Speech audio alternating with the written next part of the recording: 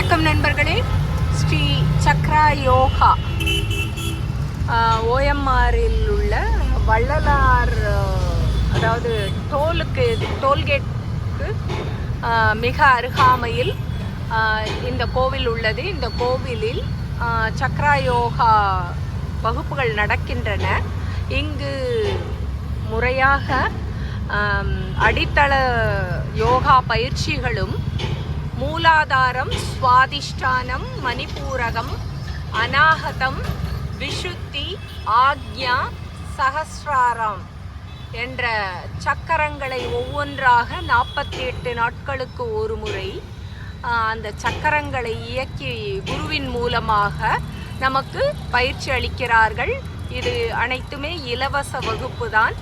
விருப்பமுள்ளவர்கள் கலந்து கொள்ளலாம். இடம் பார்த்திங்கன்னா